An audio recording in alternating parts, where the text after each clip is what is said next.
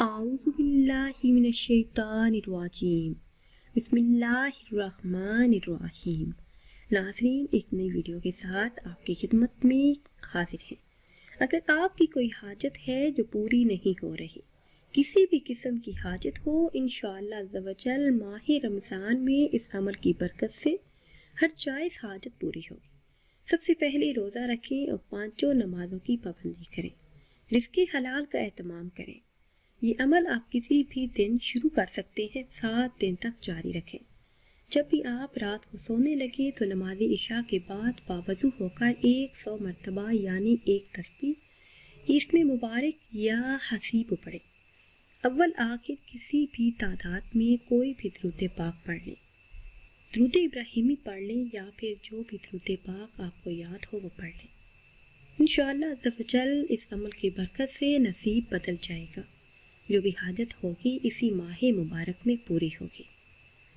اس کے علاوہ کسی بھی حاجت کے لیے، کسی بھی قسم کی الجھن، پریشانی اور مشکل سے نجات کے لیے نماز عصر کے بعد 300 بار یہ کلمات ادا کیجیے: یا حی، یا حلیم، یا عزیز، یا کریم۔ اول آخر کسی بھی تعداد میں درود پاک پڑھ لیں، انشاءاللہ عز و جل جو بھی مشکل ہوگی وہ جلد ہی پوری ہوگی۔ اس کے علاوہ جو کوئی 100 بار نماز فجر کے بعد یہ پڑھے گا، انشاءاللہ عز و جل ہر مقصد میں کامیابی مقدر بنے گی۔